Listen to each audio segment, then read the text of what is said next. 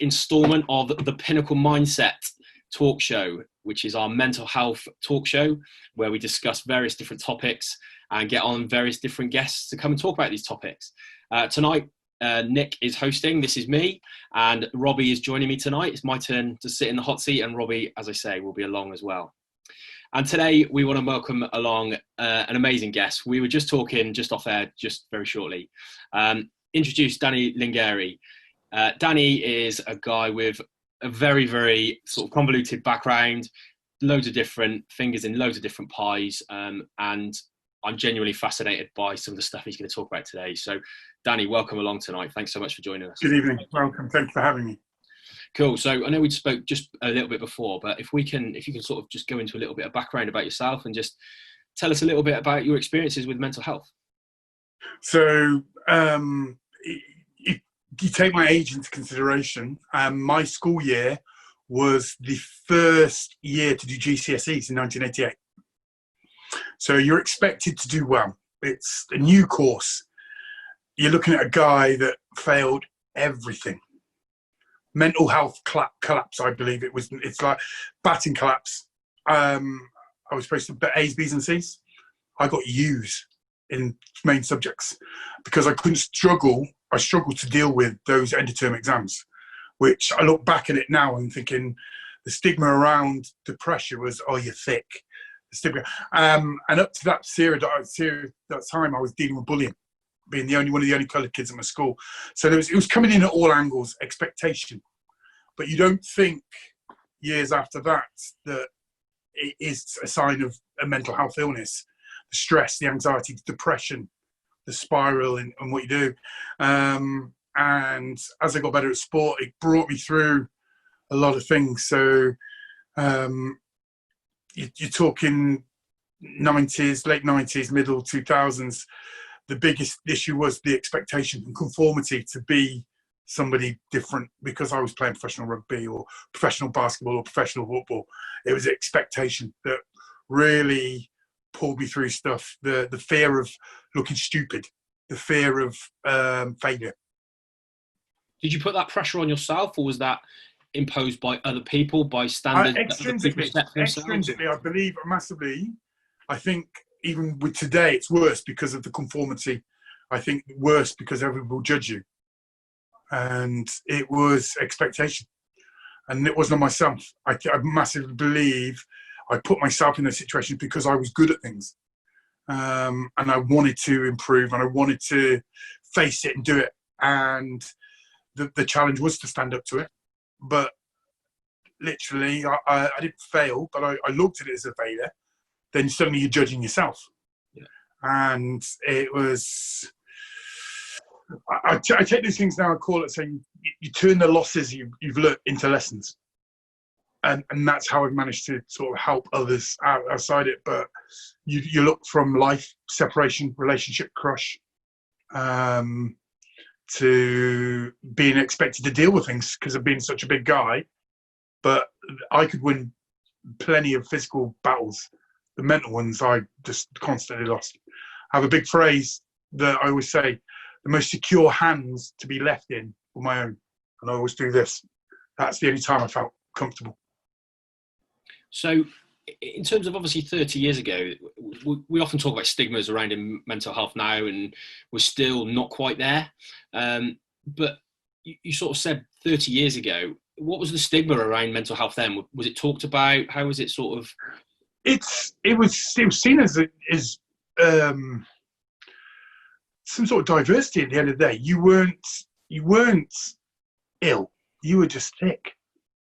You weren't clever, and you're being judged by everybody. Yeah. And that's without social media.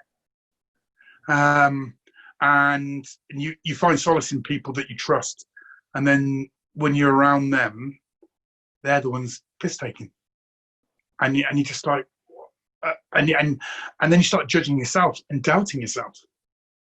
Many times as a child, I had the most amazing upbringing, but many times as a child, I was sat there, I want to kill myself, I want to do, and you just think, am I talking like a kid again, when you move 30 years forward? And you think, what was I thinking of? What was I doing? Yeah. Why was I going up to Malvern on the Tank Quarry when I was 18 years old? Not thinking about swimming, thinking about jumping.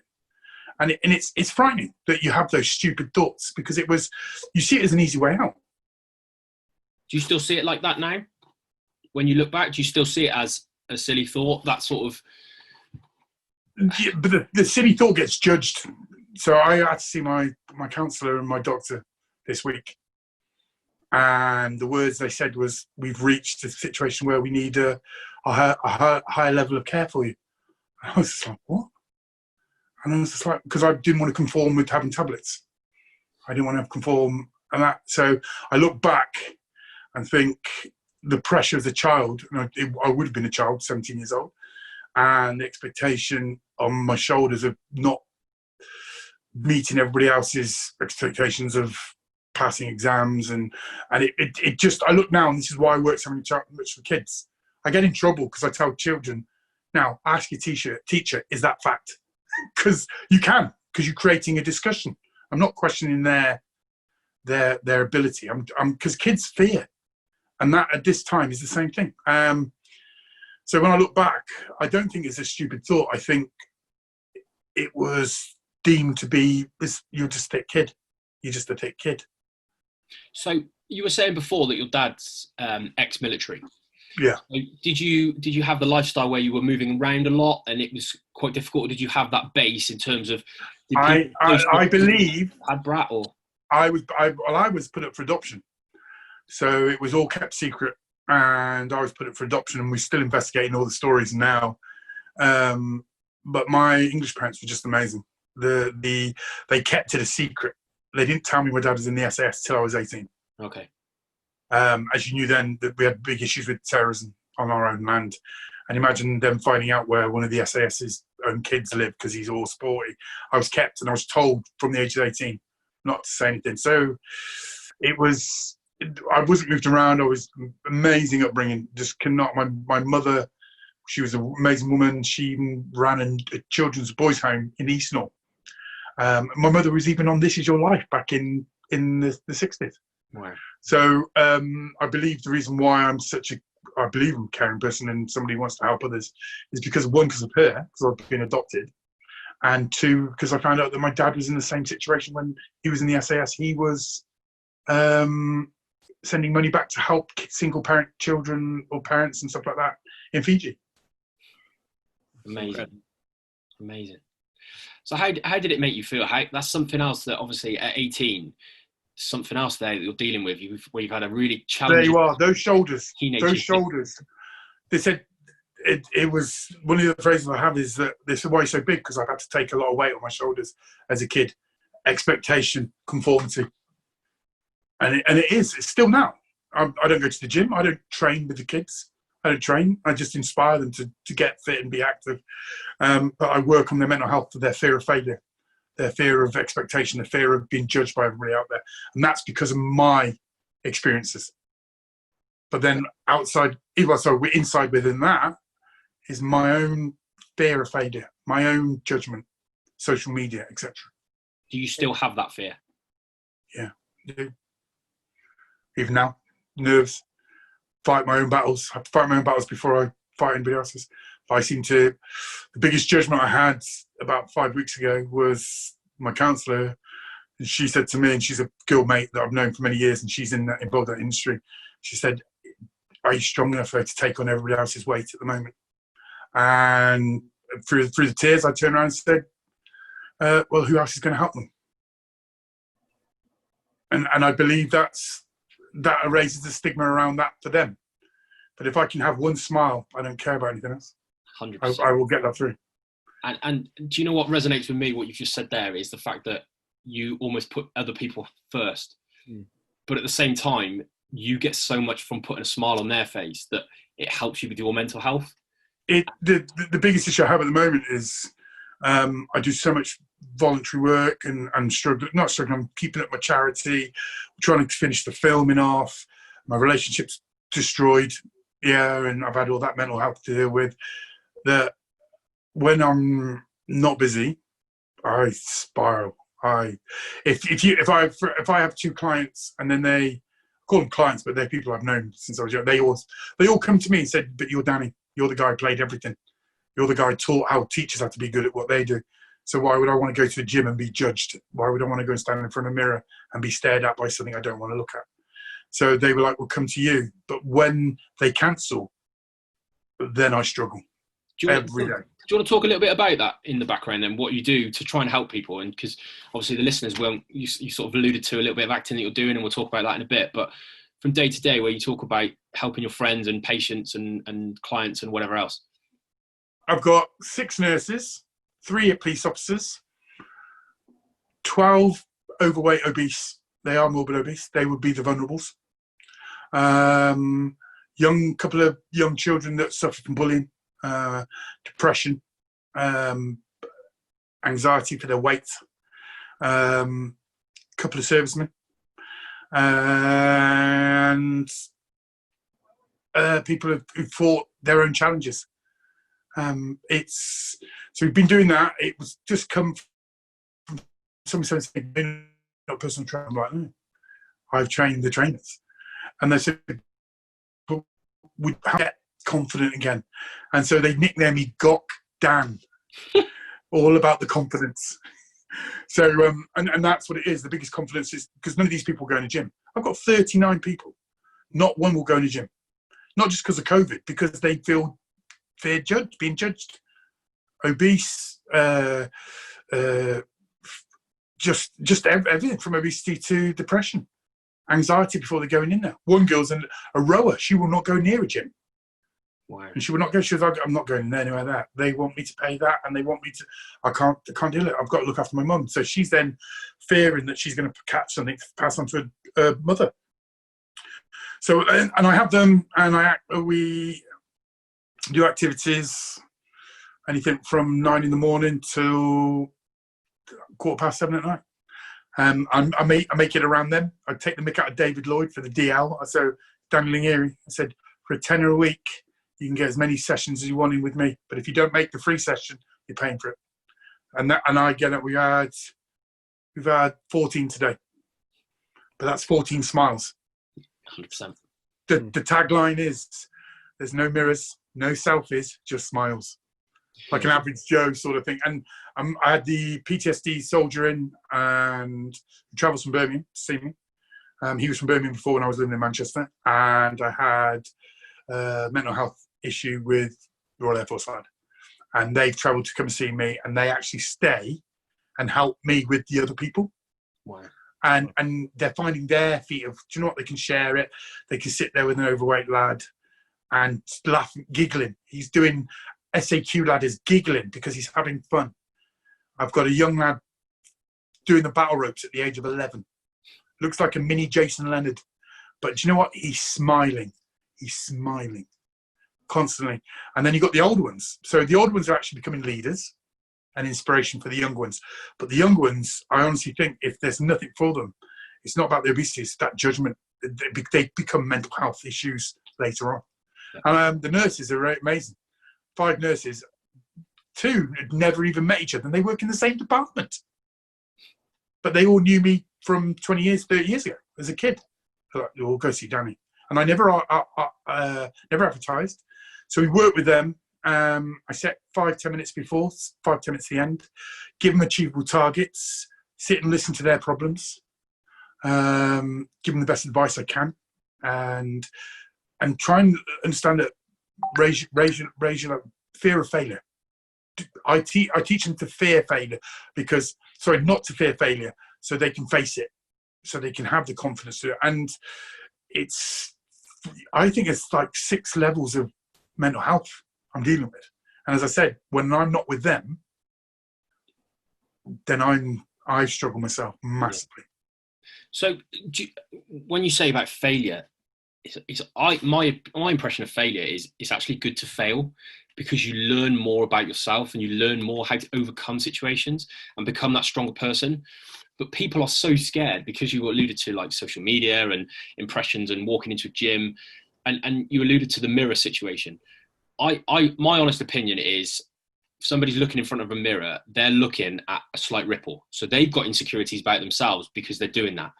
everybody's got their own battles, but it's just how you portray that and how you see that. And I almost try and flip it on its side, and the fear of failure almost drives you on to inspire you to become. You take the letter L, and turn it into a lesson. But take your losses and your fears and turn them into lessons. It's the biggest thing. And I talk to them. So I always say to them, for the women, I've done it for like 10 years now. For the women, it's a big thing, stigma, and that's mental health, which is the obesity issue, because they get judged. Women are the worst for it because they get judged. But I've managed to find out there's more men now.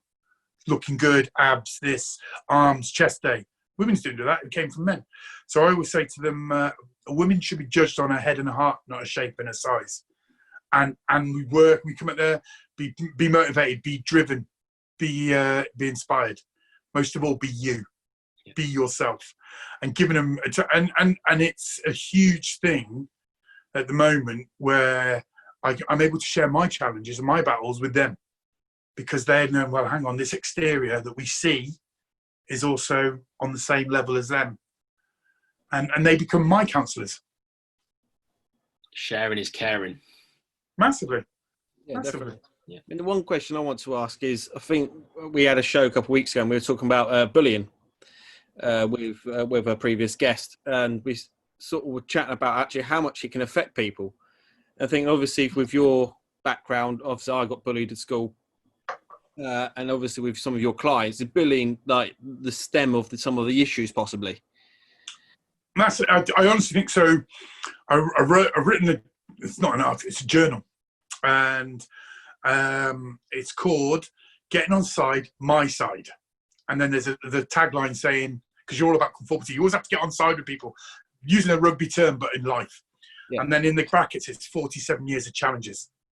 So I'll put something up to you. So 2 years ago, a boy had somebody posted in there, "Oh, so sad for this lad dying. He was found in there, homeless guy, druggie, blah, blah, blah." And they were, "Oh, what a lovely guy." And I read it, and it was my school bully. So I answered it. And I got ripped into for answering. I said, "This guy did this." But little did they know, I'd already written about him a year before, without even, just no names mentioned. Nobody's mentioned in this book, this article I'm writing, or whatever you call it, journal. And he was talked about, and they were like, "Oh, you're evil." I was like, "No, I don't agree with death. I'm sad about that. But if he was so lovely, why did anybody not take him in during Christmas?" And they were like, and do you know what happened? 62 comments popped up saying, "I remember him. He did this, this, this, this." So then I wrote about what he did to me for 2 years at school. So I'm the only black kid at the school, even though we're white parents. This kid waited for me out of classes, like a TV. It was like a TV series. He followed me, a year above me. We used to have the temporary buildings near the huts, the tea hut sort of things. When the tennis ball would go underneath it, I'd climb underneath, get the tennis ball. The one day, I've written about this, I'm climbing and got the ball. As I turn round, through that 2-3 foot gap, I can see skinny trousered leggings, terry towel and socks, slip-on shoes, Dr. Martens, laces, and fags. And as I put my hand through to get out, big Dr. Martin boot trod on my hand into the gravel floor. And I got up, they're spitting on me and sticking fag butts on me. This is the lad. A little curly hair, little gollywog, called everything you could think of. And I remember getting up and kicked down, "Don't get up," ripped my coat, spat on me, Blackie Sambos, all that. I didn't cry. I just didn't know what to do. And it's those days, it was seen as playground banter, wasn't it? So what they didn't know is I was pretty good at judo. So I kept that hidden, because you were always told as a child, 10, 11, you do not use this in public. And I used to I was still big, to leave school at 3:20, 10 minutes before the bell. Because when he was expelled 2 years later, so I had 2 years of him. All right. When I was he would wait at the school bell for me to be out. So I had to leave. I was a high school sprinter, so I was quick. Yeah. I had to get on that bus and wait for everybody else to get there. He saw me. He forced open the shutter doors, came in, punched, kicked me, spat in my face, pushed the driver in his chair. Wasn't even a big lad. But for 2 years he did it. And we had all those issues, and I didn't retaliate. I just took it. And then one day I did retaliate.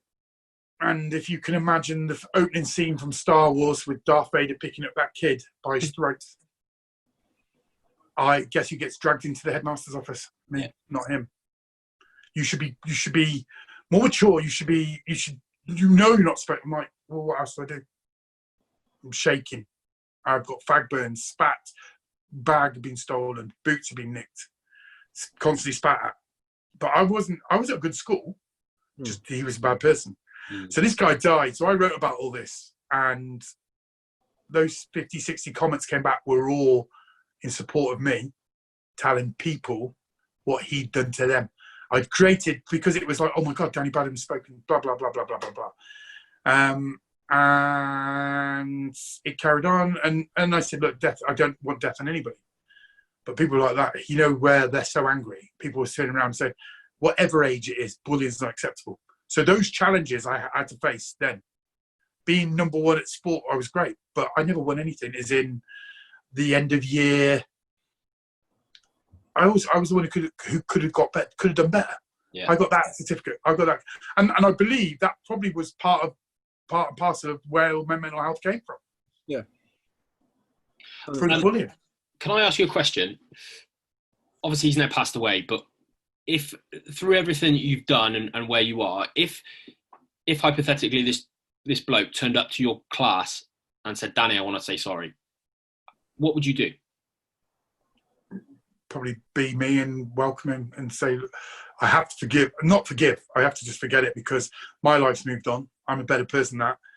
I'd probably destroy him I'd probably be ended up in prison. Why should I be for hitting one person? Do you know what? I'm so glad that wasn't teed up. No. It's a big thing, and I was speaking to my counsellor today, and she was just like, you just need to not. We don't like to use the word move on, but you just need to take the next step. We don't move on. We don't say move on. You can't forget stuff. But I just looked at that being a period of time that I've learned, and what they put me through has enabled me to help others. One of the phrases I learned off youth fan essays, and I played rugby before, was "Why not me?" They would say, "Why him?" Or "Why not me?" It's a great phrase, and it is "Why not me?" Why? Because I can actually help others. Yeah. Although it's my own periods of time, I do struggle because I've given up so much for everybody else. I'm that stupid idiot that gives his last pound and then end up struggling myself for a month.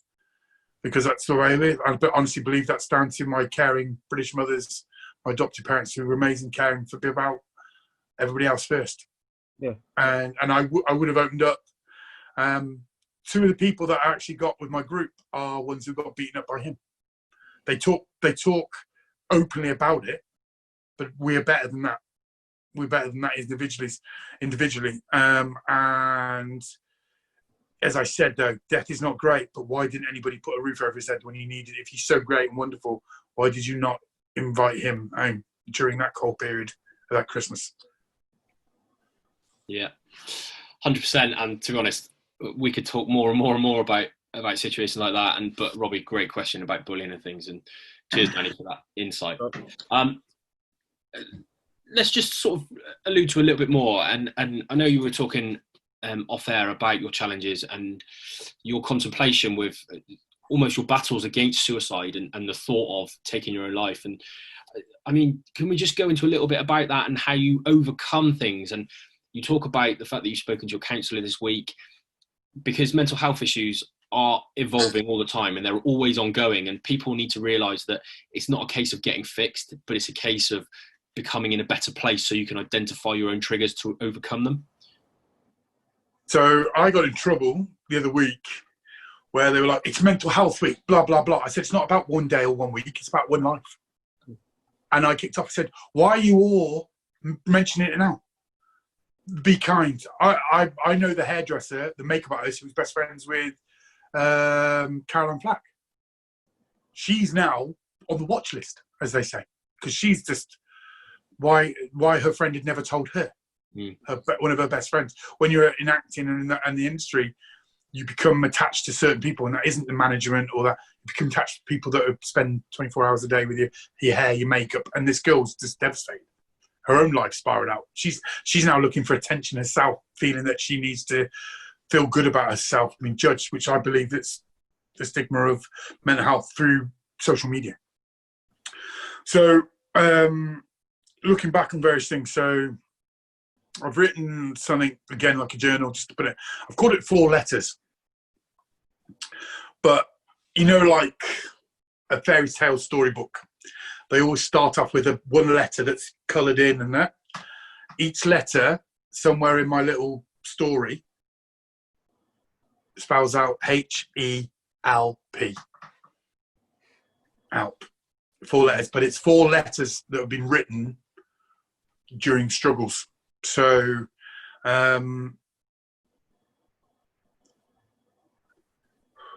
2007, lost my mum. 2005, lost my mum. A year later, investment guy, made all these promises. I used my car as collateral. We're in a good place. No, we're not. He decides to wind up his business up north, disappears. First thing that's collateral is my car. Gone. So, okay, start again. So I came up from Dubai, from coaching and playing in the sevens, losing in the final, find myself in a good place to the locks on the doors have been changed in the house. And I stood there and knocked, what's going on? What's going on? Car's missing to drive, the other car. And she'd changed the locks, hid in the car, and then phones the police to say that I'm a threat to the family. I'm stood in my flip-flops and my baggy shorts and a hoodie, just losing in the final in Dubai. The police came. I phoned up my family, who are coppers. Police were like, what? And I said, and they were like, so where's all your money, your investment? I went, you stood on it. Well, she says you're a threat to the family. And I had nowhere. No money, no nothing. And it starts to rain. And they said, right, okay. They spoke to my family who were coppers at the time, my Fijian relatives and close family friends. So I just stood on the path and just went, what can you do now? And they went, okay, nothing. You'll see I'm DBS, I'm not, well, CRB checked. But they were like, well, you have to come in. So I went, well, where do I go? Well, it's not our problem. We'll find you somewhere later. But you don't. You're in a working class environment of the north. And it's just started spiraling. I had to go knock on somebody that I knew from sport to stay at their house. So you're going on 4 or 5 months into that situation of sleeping rough, sleeping at friends' houses, fear and everything, not knowing what to do, where to go. My phone contract had been cancelled, so it was on pay-as-you-go. So minutes and options were different. You've gone from having a £30,000 sports car, nice house, girlfriend you loved, kids, nothing. Couldn't even get a job at a school because my DBS was still being put through to the new school. So for 6 months, I'm having to go to Mr. Sporty, Mr. Harlequin, Mr. Rugby Star, having to go to the job centre where people were cashing in their checks and going straight across to the pub back in those days. Yeah, and just going, and then having to go. I slept in the churchyard in a church thing, 100 metres from my house. Sometimes she'd be asleep and I'd break into the garage and go sleep inside the garage on the floor. What do I do? Fear of getting arrested. So anyway, one night it's raining and I'm pleading with her to just let me in. My parents are dead, my little brother and I aren't talking, in Worcester, minimal credit. And I'm walking down the street and I get a text from a lad saying, I've just seen you. I'll come and get you. And he put me up. And this is the first time it all happened and I was just in a horrible place. So he put me up at his house, young couple, spare room, got me back on my feet. And then as in a relationship, and it's hard because it's either work or relationship that destroys men more than anything else. And I got a text through, very vindictive text, as men fear that, beep, beep, and you see the name of the person, and you're just shaking. There's no picture messages back then. Yeah, no iPhones. You had camera phones, but you didn't get a very good camera. And I just collapsed, batting collapse of what I read. Cried. My housemate who put me up had gone to bed. I just remember crying. And then I thought I'll go for a walk. My first letter was a text saying, look, I don't know what to do. Why are you doing this? We're looking for help. We're looking for advice. We're not pleading, but you end up pleading. And it resonates with me all the time through all this, that I would say, hi, mate, you okay? And I thought, what? Are you okay? Do you want to come over here? Where are you from? I was like, I said, I'm staying up there and I don't know what the address is. I'd ended up walking onto the train tracks at Oldham. And they were like, how I hadn't been hit by anything. I just thought I'd follow the tracks because I was in such a depressed state. And you don't think of it going to be quick. You just walk. I honestly don't think people stand there I think people just, for that minute, just have remember your brain has a safety mechanism. As soon as you doubt jumping off a 2-foot brick, as soon as that doubt goes in, that's the safety mechanism. And I believe that safety mechanism shuts down when your brain is full of everything else. So I'm found walking on the train tracks in Oldham towards Rochdale. That was the first one. And it scares the living daylights out of me. I'm in Brighton just after the Rugby League World Cup. It'd been a tough one because everything I tried to do with the World Cup wasn't going well. They weren't listening to me, and I told them what the weather was like in the north, and they weren't preparing. And got them sponsors in, and blah blah blah. So I moved down to Brighton to get a job coaching and doing well, and life had been better again. So got back with the missus, as a lot of people, men do. Got that text again, and I thought I need to stay here. Can't do anything. 3 or 4 weeks in, I just spiraled out. And I found myself in Brighton on the beach in the rain and the gravel with a bag of Coke and a bottle of with vodka. And I've never done drugs. And I don't drink like that. And it was just straight. And I just bought the bottle. But I condone drugs anyway. But I was just like... And I've written a book about that, and it just broke me that I'd even let myself get into those situations. And I just found it as an easy way out. But do you know what pulled me back from that edge regularly? How the kids, it wasn't about my family, it was how the kids that I've worked with all those years would be devastated. Because I'm showing them a way out. Yeah? It doesn't matter as much as it is hard, what sort of example would I set for taking my life in? So that was letter number 2. So I'll jump to letter number 4. Again, filming, everything's going amazing, and we're in Cape Town. We're in Kenya first. I'm helping kids out, and my emotional barriers are already dropped. It was quite funny because they're going, "You're not Ross Kemp. This is trouble. We need to get out of here." And we're up in the refugee camps and stuff, and I get a signal. And it's a text again. Why I keep saying, why are you doing this? This is the only way I can get got at. I've got my chink in my armour is in there with a lot of people. Yeah. The exterior is my armour. The chink in the armour is up here. Simple text, word, picture, environment that's poisonous. It's toxic. We got the kids to go up to Table Mountain. Yeah, I didn't go up because 2 days before I was still quiet at the event and helping kids out, and I'm spending time on my own, can't get through to home, don't know where I stand, feel empty. I feel that I get frustrated because I'm trying to help thousands of kids, and a simple heart and love is not in there. For the first time ever, I didn't want to be there. So I didn't go up on the hill, because 2 days before I'd actually thought, these kids are going to go up. Perfect time to disappear and jump off. And I stood there and I was getting shouted at, why are you not coming? I just can't come, I've got things to do.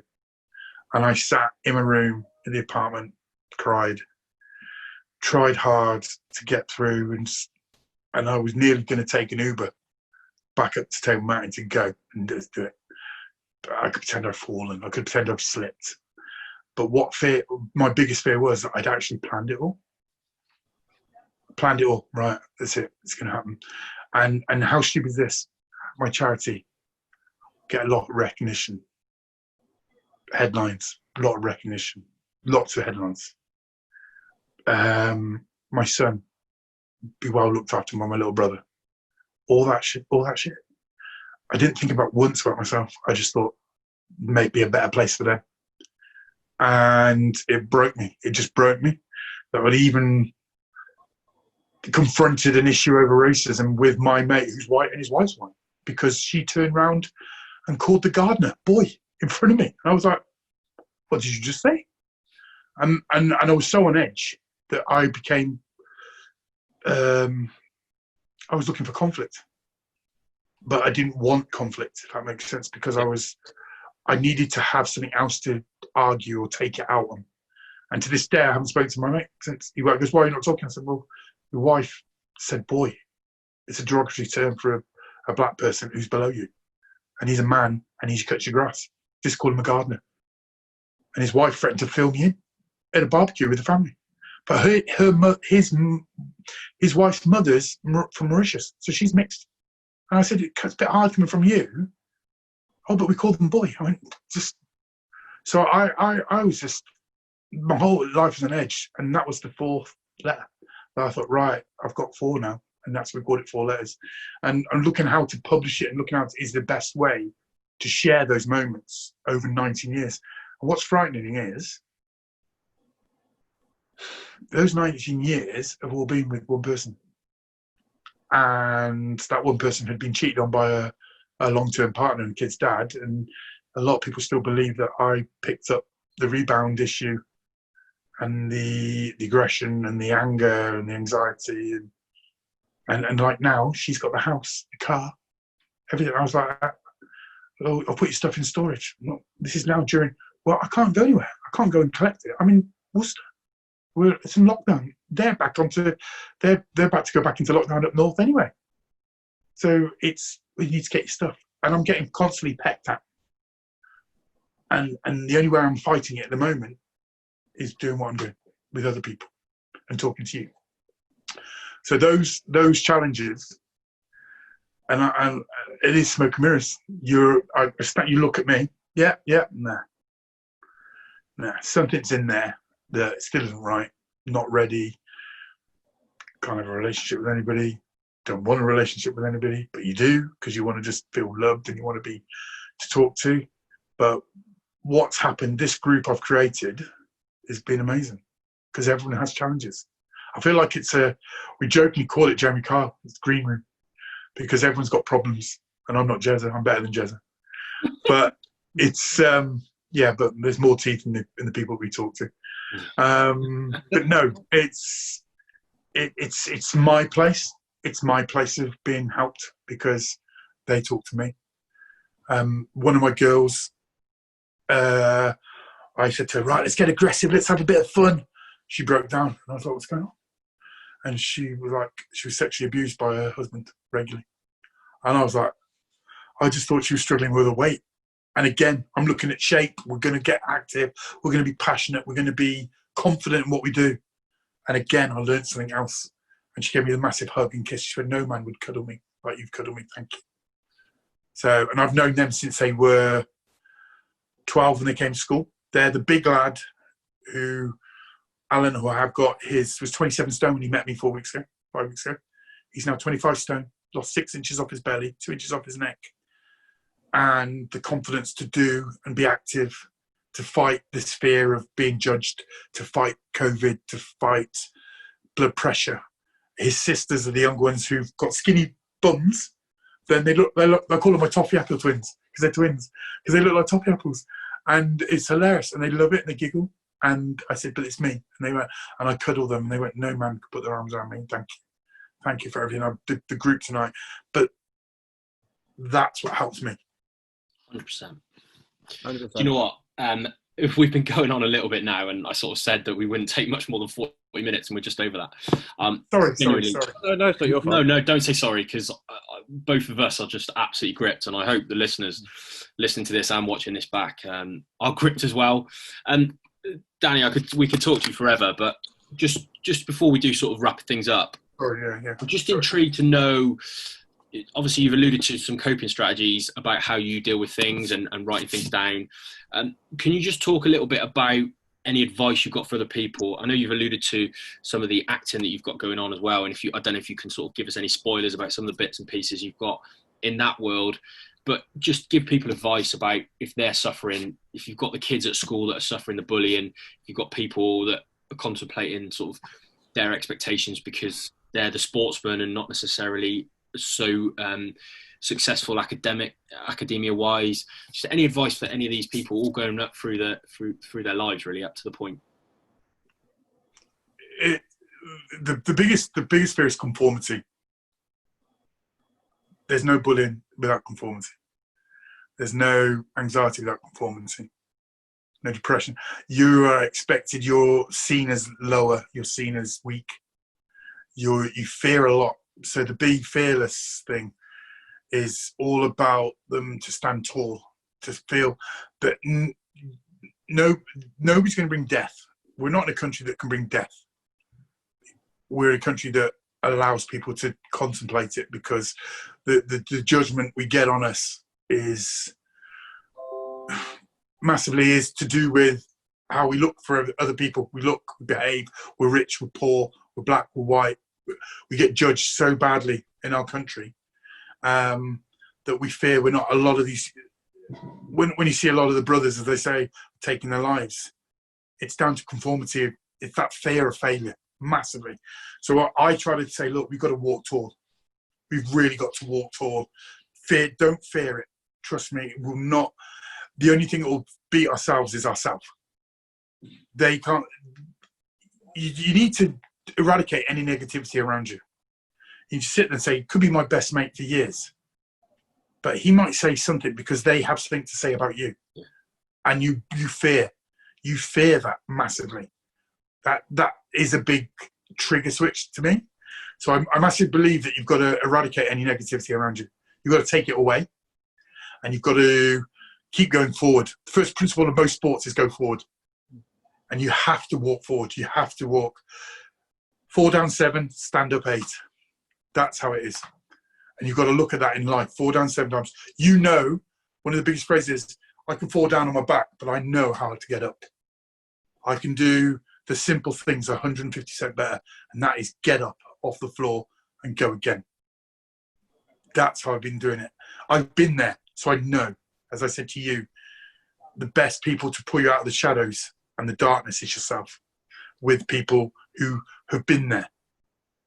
If you have an individual that can give you advice, it's good to listen. But I honestly believe people that have been there are the best ones to help you pull yourself out of it and give you the advice. Like the biggest thing I criticise at the moment, if a 30-year-old turned around and said he's a life coach, I'm going to end up slapping him because we deal with debt. We look at statistics. We look at social media. We look at papers. And we judge ourselves on that. Oh, I could do that. No, you don't. Just be yourself. And that's what I try to work with people about beating it. Yeah. We can run alongside it, or we can get in front of it. Yeah. 100%. Mate, I just want to say you're a massive inspiration to me. I mean, I've been on what the pod has been so quiet because there's a lot of subjects you brought up tonight have really moved me. I think there's some stuff I can relate to. But I want to say you're a massive inspiration, and I want you to keep fighting and keep going on doing your incredible work. You're an incredible person. So thank you so much for joining us today. Thank you so much. And thank you. Sorry. Just to add to that, I'm genuinely just inspired by you as well, and it's just amazing to hear your story. And to be honest, I could talk to you forever just to hear what you've got, and I'll definitely buy a book when you plug it. Well, I'll get involved with you for that. That's 100%, and just sort of building these relations up. It's all about sharing, and I said sharing is caring before, and I think there's so much that we can take away from you, and hopefully vice versa. It's just about helping each other, and just if anybody's ever having a bad day, just pick up the phone and speak to somebody, because it's as I said, it's not about 1 week or 1 day, it's one life. And I like it, just hearing out, check out for a brother, but it's the biggest challenge they face first of all isn't about the weather, it's picking up that phone.